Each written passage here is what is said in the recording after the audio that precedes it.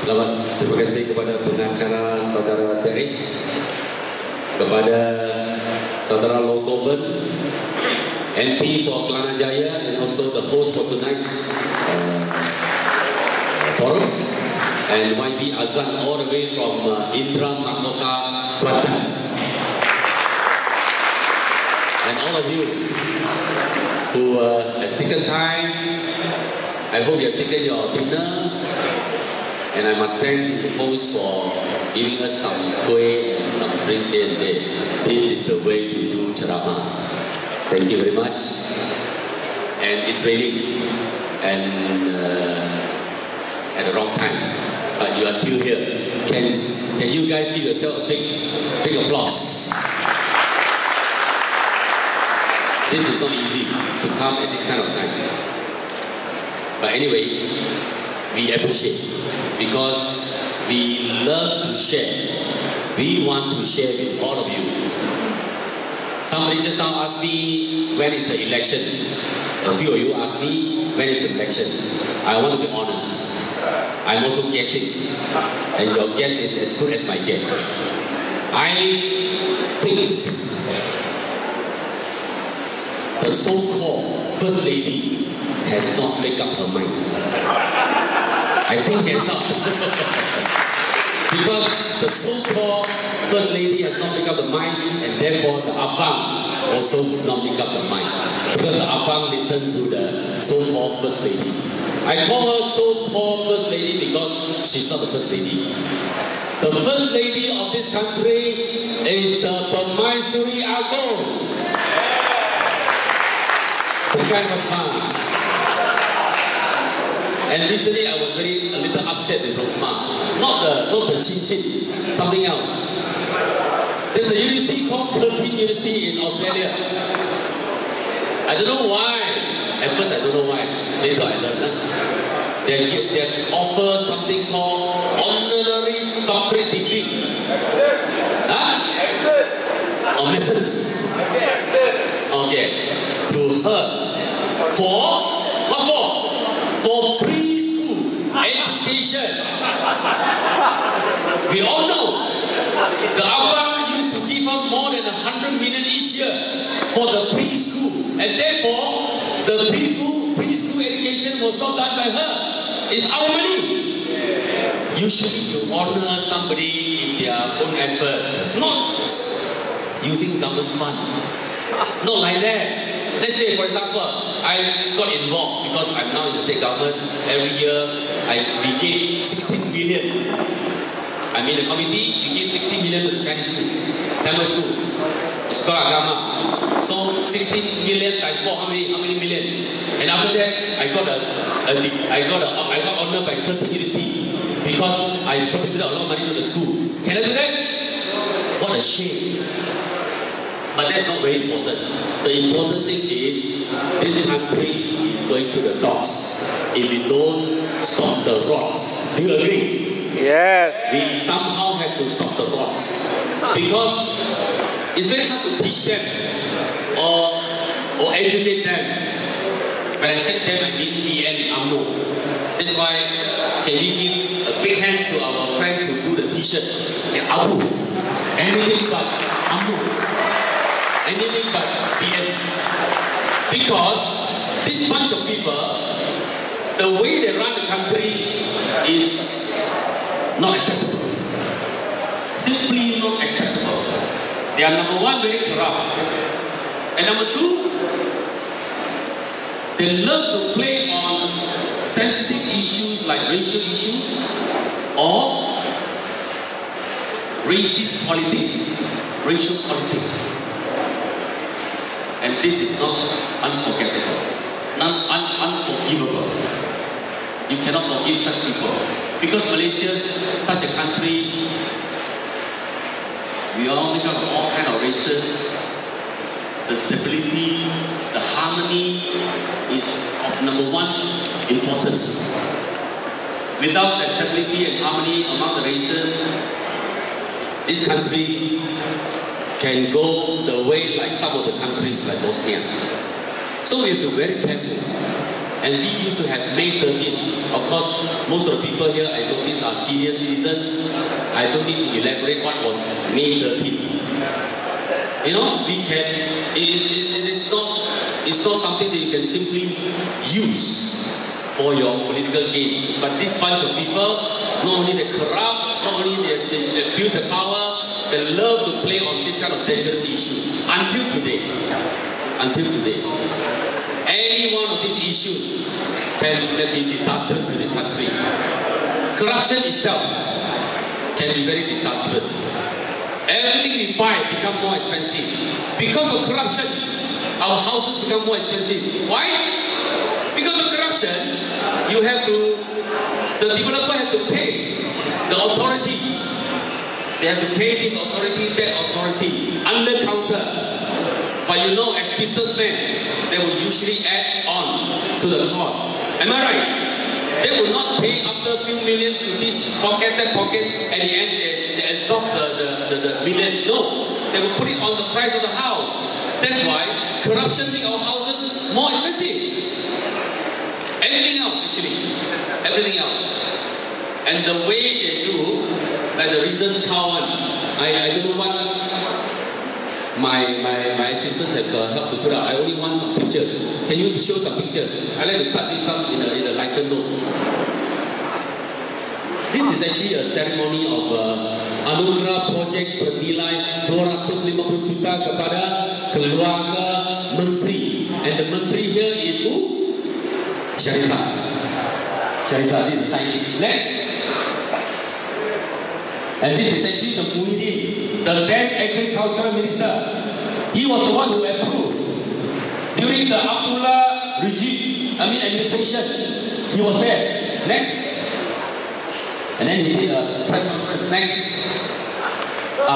This is the Toko Penternak or Toko Peladang in Malaysia. Toko Peladang. You know what that? How to call it? Toko. What's Toko Peladang? That is the father of, in this case the mother of the how to translate farmer. The mother cow.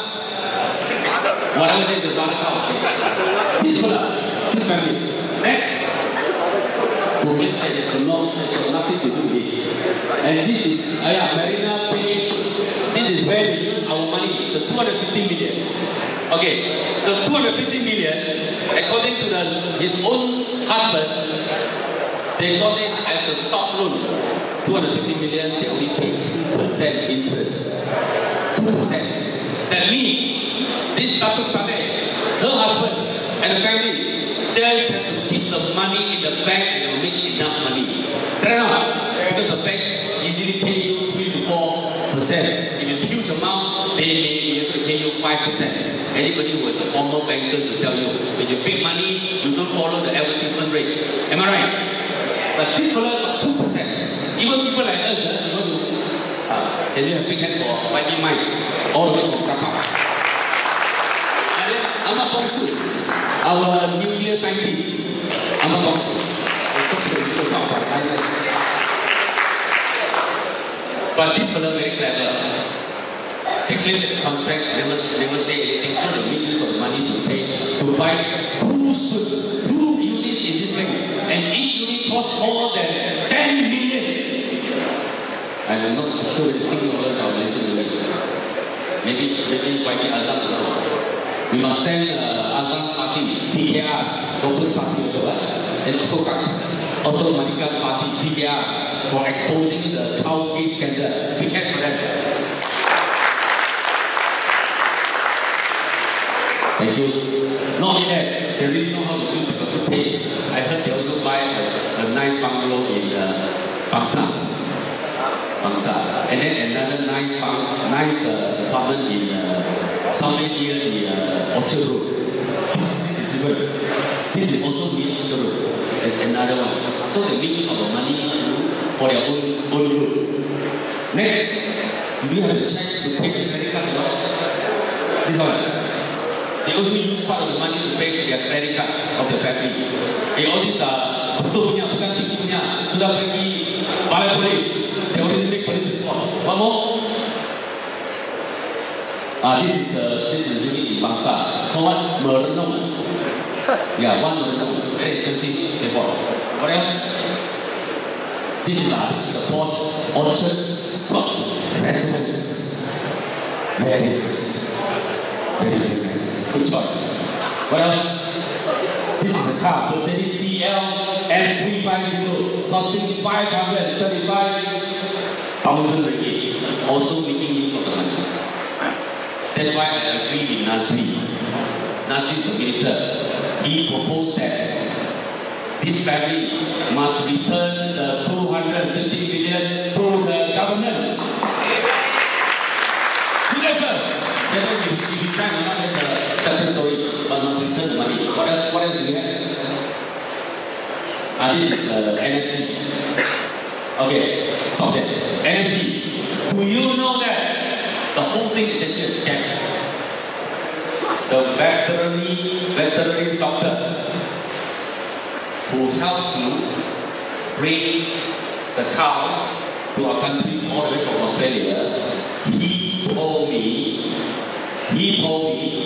each cow weighs more than 250 kilograms when they were brought to Malaysia.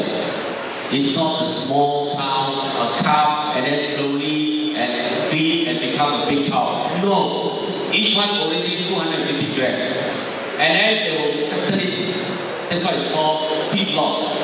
Okay? Fattened until about 300 kilograms above. Then slaughter, then sell. But according to the doctor, he told me, for the cow to grow from 250 to 300 and above, before you sell the slaughter, at least 50 to 90 kilograms of fat you have to throw away. I mean, that's the biological aspect of the cow. You can't do much. A cow is a cow, isn't it? So when you grow fat, there's a lot of fat in the cut. So he told me the whole thing is a scam. And these brothers, you know, Saleh has got 3 sons. 2 sons and 1 daughter, also directors of the company, you know, each one getting more than one. He himself got about something like more than 50,000 a month. And then the 2 sons, more than 30,000 a month, and then the daughter also close to that figure. Okay, they are all directors, although they do not know how to become a cow farmer. Also they do not know, they're getting very big salary. And this one, and at one time, he was asked to bring in 4,000 cows at one go. 4,000. And do you know that when they bring in the cow, they need to be quarantined. Each and everyone needs to be quarantined. You cannot simply bring the cow and just send to Malaysia. No. Each one take minutes to quarantine. But this fellow borrows some more. He brought in 4,000. I expect the doctor to quarantine them. But he said one doctor will do all that. So it's call a lot of people to quarantine, to do the process. And then they are very smart people. This family is very smart. They are very, very smart people. They also have a company called Meatworks. Anybody know where is Solaris? Very posh area, isn't it? They have a shop selling good meats called Meatworks. And it's still in operation. It's not cheap. It's not cheap. You go there and look at the meat, and then you choose the meat, and then you ask to be cooked, rare or medium or whatever, then you pay. And they got the supply from NFC. But because it's all their companies, it's really up to them. And of course they use creative accounting to do their business. So, any more pictures to show? I think all the important pictures will really show you. By the way, this place is in Khidmat, somewhere in Negeri border. Negeri and Pahang, India border. So this is how they count money. But only this is only one example. This is only one example. There are so many other scandals, one after another, and they are not shameful. Until today, Sharifah refused to resign. Although even the former Prime Minister Mahathir don't love the job so much. It's time to go. And yet they cling on. You know why they cling on? I think this has got something to do with internal politics. I'm quite sure Muhyiddin don't want to make noise because Muhyiddin was the one who approved it. How much he got, I do not know. And I cannot simply claim, I do not know how much. But he was the one who approved, so he doesn't want to make noise. And Abdullah, because he was the then Prime Minister, so he also said there's nothing wrong with it. Okay? So, she has supporters in UMNO. So she's not going to let go very easily because they got support. And these people are moving also need the Wanita votes. The Wanita votes not from the Wanita here, from Wanita UMNO in the party elections. So because of this internal politics, mind you, not easy to ask Shahizad to let go. She will cling on until Tableh Nabi. And recently there's a talk that they are going to look up, they're going to charge NST, all the directors, for breach of trust or something like that. But mind you, not easy also, because they have strong support, political support from people like Muhyiddin. That's why you don't see Muhyiddin saying anything wrong about this case. They keep quiet. Do you expect MCA, people like Chua Soy to say anything? No. He only dared to fight with Liu Tian, thought Liu Tian can really. Actually, after watching the debate, I think the winner was Liu Tian. I don't know whether you agree or not. He can look very cool and all that. No need to refer to anything, He can answer all questions. And he can ask all sorts of things, say all sorts of things, but most of the time, not factually. Factually incorrect. A lot of things. So, you don't expect the other Barisan national leaders to come clean also. So they are all like that. MCA, if you look at their history, very sad. They are all their former presidents or vice presidents, they were charged by a Malaysian court, and one of them even went to Singapore. Peace Bay, Tan Kum Suan. And then later on, now Ling Leong Seng, and then Chan Chong Choi.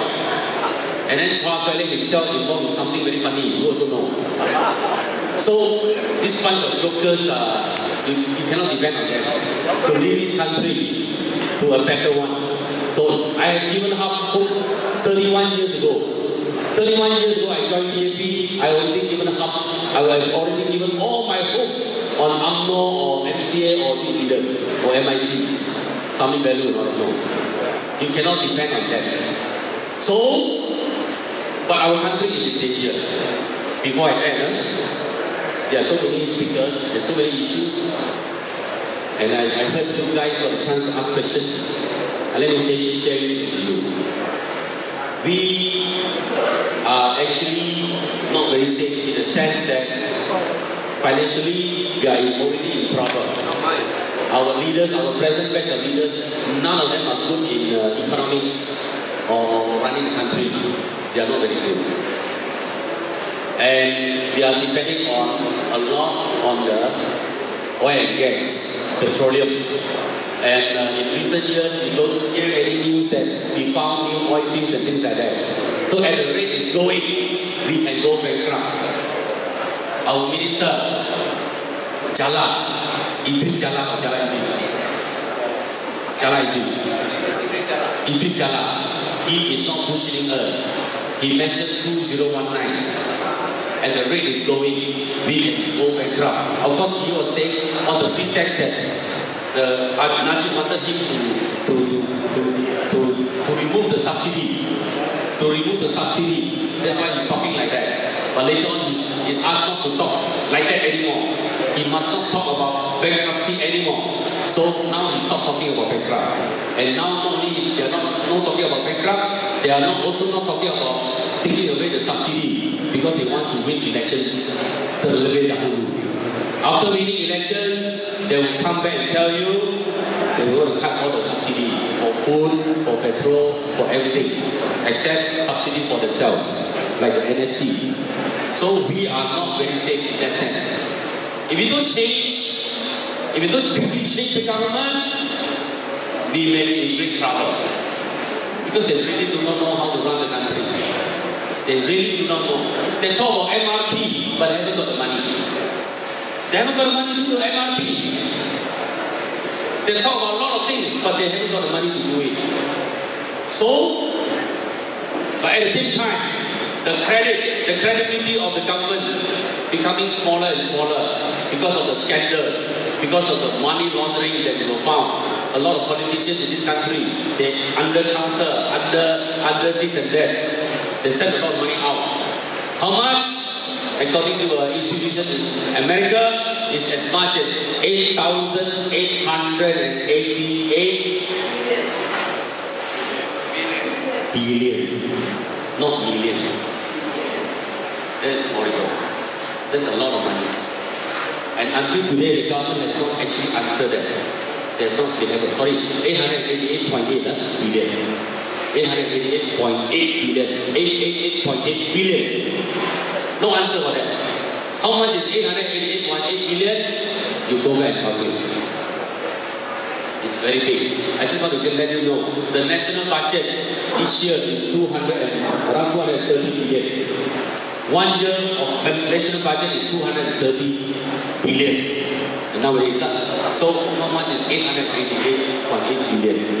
So credibility also going down, a lot of scandals, and don't know how to run the country. So we cannot wait for too long, ladies and gentlemen. Do you agree? You wait for too long, habis, someone everything habis. And then recently they started to sell a lot of properties. They started to dispose of the RRI rubber estates. They dispose of the Kudu jail. They dispose of the Merdeka Stadium. They dispose of the former naval base, not naval, sorry, the air base in Sungai Besi. So whatever can sell, they sell. You know why they keep selling all these things? And even their cronies, they're trying to change the corporate companies, listed companies become unlisted. I think they are prepared to fly away from this country. Do you agree?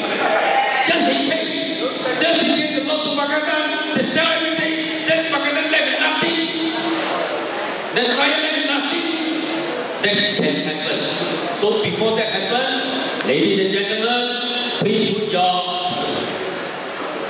your vote, please cast your vote wisely. Please, it is very crucial this time. I know a lot of people, you also believe. If really gentlemanly do elections, they may lose to Pakistan if they don't cheat, if they don't play dirty. Am I right? But definitely they're going to resort to dirty tactics. Certainly, even the indelible ink, maybe last minute they will pull out again, they will pull back again, just like what they did in 2004. So all these things can happen. Why? Because they cannot lose power. If they lose power, they lose a lot of money. So that's why they try to sell a lot of things, they try to tap out a lot of things. So that's going to happen. It is going to continue to happen because they have no confidence. Just how I say, Rosman not ready, and I actually believe it. Because all the reports, all the indicators we get, they may not be able to win Putrajaya. They may not be able to win. And this is a good news. Can we have a big round of applause? Possible, you know? Possible. That's why they did not have election last November. That was the best chance to lose it. And then they're supposed to do it March, also they can't, looks like they cannot do it. So no better time for them anymore. I think Malaysians have decided. I just went to Bangunan in Tingkat on Sunday. I think no less than 30,000 people were there. Chinese, Indians, Malays, young and old, ladies, a lot of young girls were there. Even the children were there. They all wanted for a change. So I'm personally looking forward to the gathering of green and yellow. Brazil is going to combine with hijau to peace by national election. Are you ready?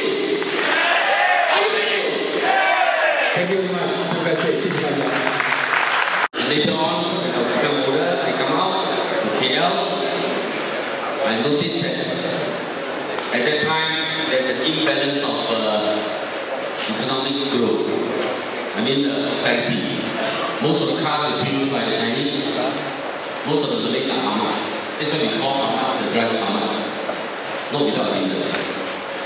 And nowadays, that imbalance is not so serious anymore.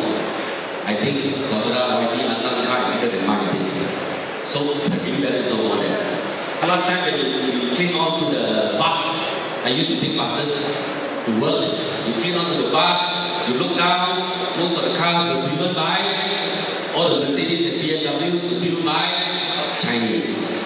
But nowadays, a lot of our friends, Malays and all that, all other races, they are driving equally big cars, not smaller ones.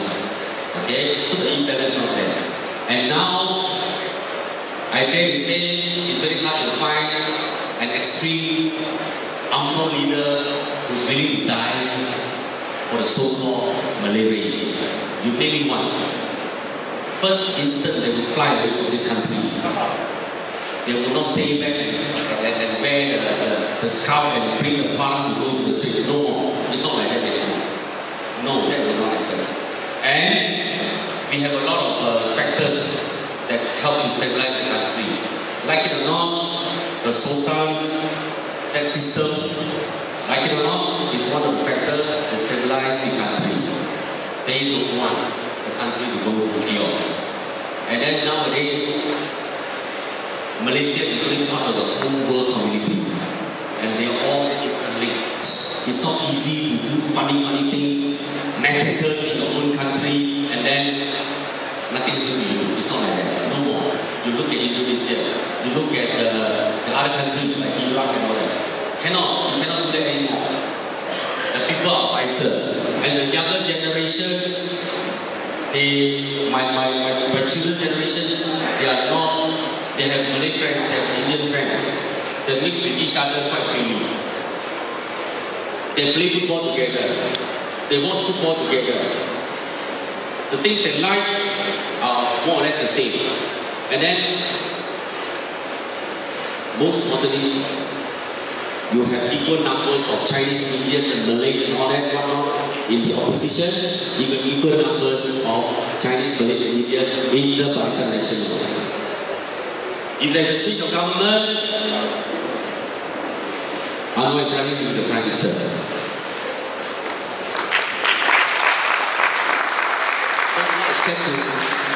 It's very difficult.